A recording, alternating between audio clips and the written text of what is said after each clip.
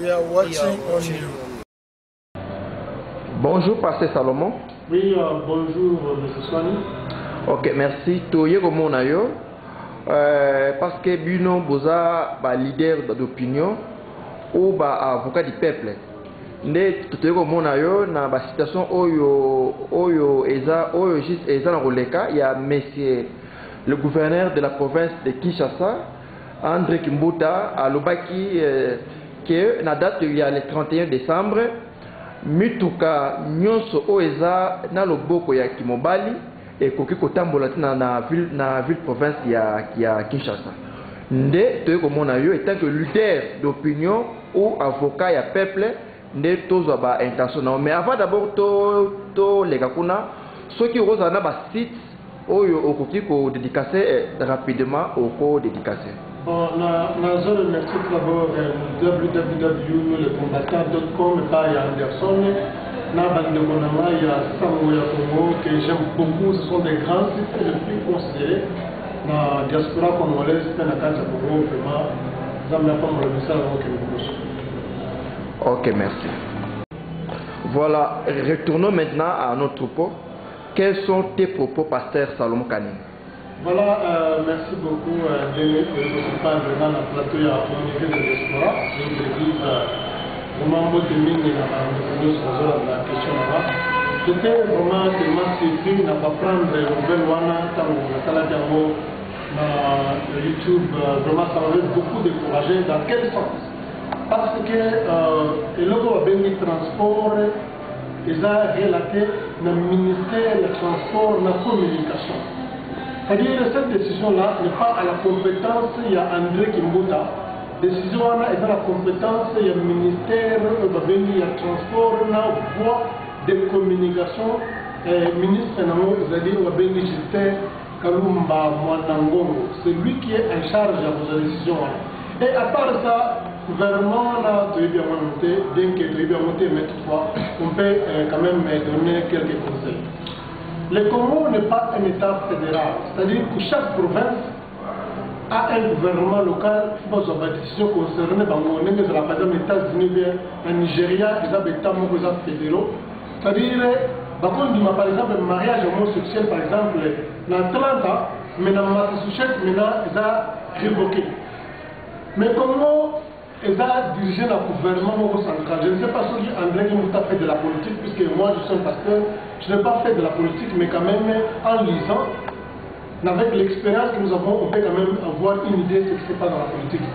Comment ils ont dirigé par un système de gouvernement central? Maintenant, toutes les provinces, elles dépendre de la décision du gouvernement central. Le gouvernement central, c'est le ministère.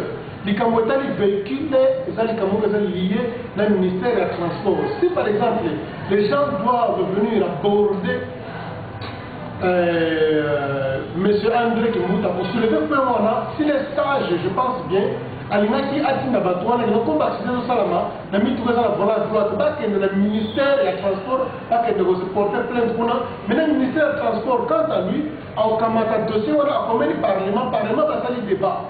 Quand le Parlement va faire un débat, maintenant ils vont prendre la décision pour soumettre le président de la République, bien que tu le connaisses habilité comme président, il va maintenant signer, comme ça, par contre, la mesure. Et la mesure qu'on doit prendre, et la mesure pour ne pas nuire le peuple, c'est la mesure pour protéger le peuple. Puisque quant à moi, il faut plus ou moins donner 20 ans. Il y a avertissement pour interdire la circulation, par exemple, de Mituga, pour les gens à droite. On ne peut pas se lever d'un bon matin comme ça, aux autres, à la décision de l'homme, puisque entre-temps, vous allez qu'on fait ça, décision, nous avons mesure de donner la solution. Partout, on donne une décision, un bon responsable, un bon gouverneur, puisque Bango Baza va gouverner, ils ont les gouvernés. Vous devez protéger les intérêts à vos gouverneurs, puisque vous travaillez pour eux. Tant que vous avez des décisions à modèle Ouana, vous devez aussi tenir compte de la solution, mais la mise en œuvre, qu'est-ce qu'ils vont faire pour cette décision-là? Alors, décision on a fait là, appliquer dans l'État Mobimba Congo, les États fédéraux, les États fédéraux dans le Biona, comment les États au pouvoir central les alliés. La province dépend du pouvoir central. Alors, ce qui est décision, il faut une décision là et affecter la province. Comment ça va être interdit seulement dans la carte de ville à Kinshasa, province de Kinshasa, comme les États fédéraux? Non. Et vous allez affecter la province. Vous comprenez? Vous allez en avoir monsieur. Oui, mais c'est Nazolanda. C'est quelque chose qui est lié avec toutes les provinces. Alors comme c'est lié avec toutes les provinces, lui, M. André Kimbuta, il est soumis à la hiérarchie du ministère des Affaires intérieures, du ministère du Transport, de la voie de communication. Ce sont eux qui vont prendre la décision par rapport en soumettant par exemple le dossier au Parlement, au traité de Parlement. Mais dans ma connaissance, un pays où le peuple est reconnu comme souverain, il faut appeler ça plus ou moins 20 ans. Il y a avertissement pour arrêter parce qu'il va pas passer. C'est bizarre. Ces gens ont des familles. Mais tout le monde va faire des business, ils ont nourri leur famille, ça, qui n'est pas fait. Mais là, on va faire tout le monde. Il ne faut pas qu'on a boulot. Entre-temps, dans le bassin, nous sommes à Biscuit Belé, mais tu vas voir toutes les autres, des accords en vente. Nous sommes dans la bateau, nous sommes dans la nous sommes en vente, maintenant, qu'est-ce qu'on va faire avec ce véhicule-là? Parce que ce sont des responsables, parce qu'on ne nourrit pas dans la mort, nous, ils n'ont pas vraiment cette compassion, tu vois. Alors, ce que je voudrais, je préfère ici donner un exemple. Depuis quand il y a par exemple, France et le Wagonon, Bissot la porte de route, la Bissot, voilà, et de la à gauche, autant de la droite, mais tout le monde à partir, il y a Grande-Bretagne, c'est-à-dire à Londres, temps aussi, parce que côte de route, il y a Londres, dans la côte de route, la France est un peu différente. Mais tu vois, exemple, tu à France, c'est qu'elle a Londres, tu à Londres, et la France. On va dire par exemple, mais tu à Londres, c'est interdit dans la France, moi, vous trouvez un fou. Mais tu à Londres, et voyez la France, c'est un librement, tandis que tu à Londres, les gens volent à droite, mais tu à France, la volent à gauche, mais voyez autant de librement. Maintenant, quitte à instruire les conducteurs, comment utiliser le code de route, puisque c'est pourquoi ils ont un permis international. Tu vois, permis international, parce que autant la droite, il ne faut pas vendre ça, on va instruire le bango, on et dans les on n'a pas prévu aussi, puisque on va attendre sur ce baptême, puisque on va parquer, puisque un projet d'accidenté, provoqué d'accidenté, ça n'existe pas encore. Ça n'existe pas. Tu vois, alors la décision, on a vraiment des décisions pitoyables. Puisque je vais donner un petit exemple. Par exemple, en Afrique du Sud, puisque plus par la mise en Lubumbashi, c'est en Afrique du Sud, vous voyez dans la droite. Maintenant, quand vous arrêtez là-bas, est-ce que vous allez là, on a mis tout en Akine, par exemple, qui est comme un nouvel Lubumbashi? Est-ce que combien ça produit dans la vie sur le Congo? Mais tu vois, dans Akine, dans Lubumbashi, tu vas faire un bis pour que nous avons la droite, nous avons tout ça, ça veut dire que nous pouvons. Maintenant, quand vous prenez la décision, maintenant, ça va, puisque les décisions que vous avez prises en principe pour le Congo, puisque l'État fédéral est sur ma Congo. Maintenant, ça va affecter maintenant, tu vois, comment ça va affecter tous les systèmes. Par exemple, Mawamingi, j'aime la façon la façon qui est sur la. Quand je les ai été arrêtés, j'aime cette procédure-là.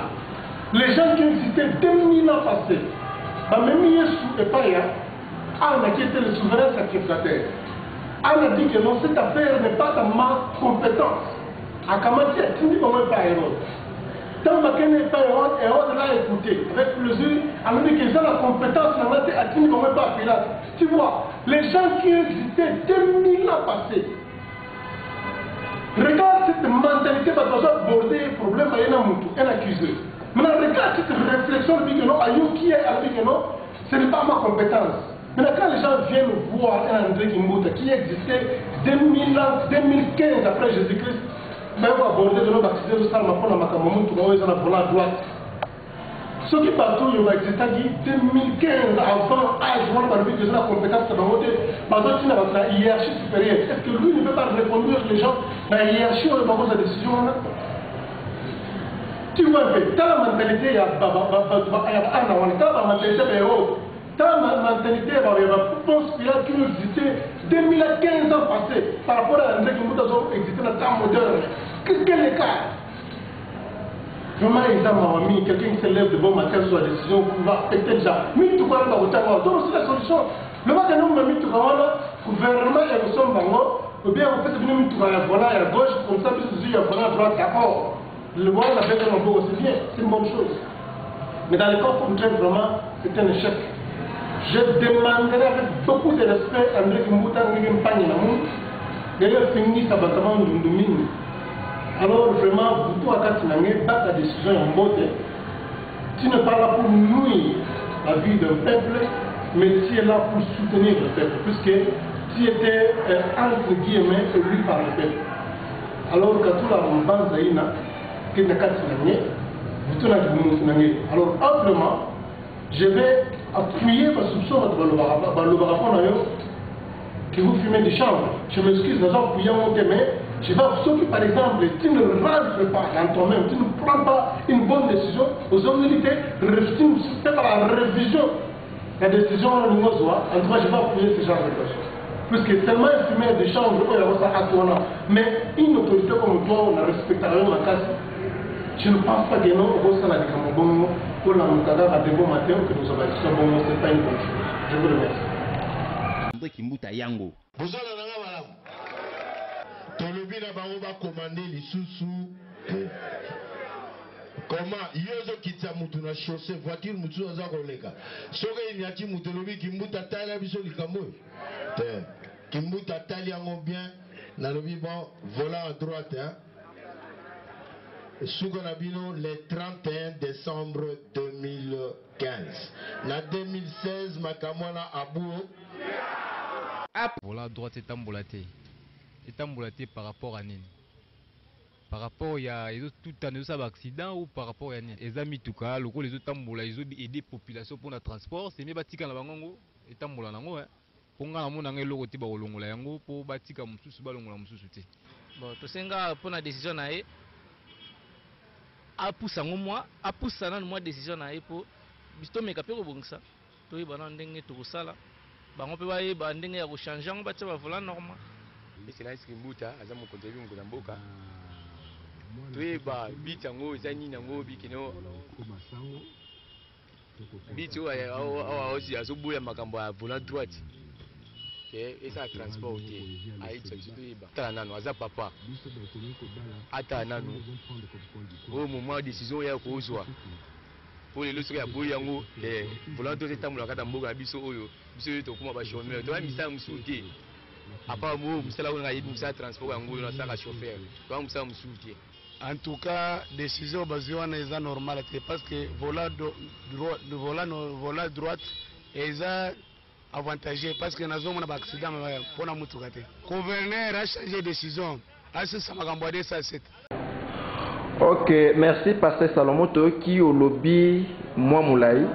Mais tolingi tous en conclusion na yo ou leçon à tirer à Batoubakos ou bien et le gouverneur de la ville province de Kinshasa. Leçon à tirer à cause ou conclusion à yo final et années. Voilà ma conclusion est celle-ci. Même que André Kimbuta a outil dans la football.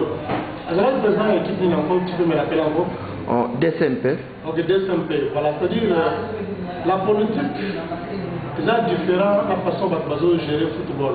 Dans le football, au-delà du président qui avait la capacité au gouvernement, joueur tel la BKT, joueur tel la BKT, ou un BKT. C'est tellement différent par rapport à la politique. La politique, tu gères tout un peuple, pas seulement une équipe, mais aussi gérer tout un peuple. Vous comprenez? Il y a un ballon, il y a une carte politique, donc voilà, quand il y a la volant droite, nous allons passer la terrain, jouer la bêta, jouer la bêta. Non, c'est tellement différent. Ça va affecter la vie la vie de plusieurs personnes qui sont des responsables. Ma conclusion, c'est que je demande avec beaucoup de respect à André Kimbuta, na Okamata, aux hommes à la décision, à soumettre la décision, et pas il y a ministère, il y a communication, le ministère plutôt de transport, il y a voie de communication, maintenant, on quitte quand eux, maintenant, pas tout le temps, on a parlement, parlement est débattre là, quand le parlement va débattre là, maintenant, pas instruire le chauffeur, il y a le bon à droite, comment il doit faire. Mais bon, ça va occasion, c'est-à-dire que canard, comment, quand le chauffeur a autant de ça, on a barré de bus, voilà, on a barré de bus.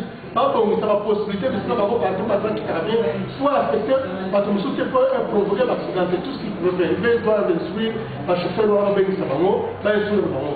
Si nous avons mis ça pour instruire le bango, pas faire le bango, c'est que je fais un moment où il y a volant, il y a gauche, comme ça, le bango va se mettre au volant, droite, on a l'état, comme ça, l'état, on va qu'est-ce qu'il peut faire, là, on a volant, droite. Mais quand on va dire que la circulation, vraiment, c'est tellement dangereux, et là, on va faire le volant. Vraiment, we are watching on you.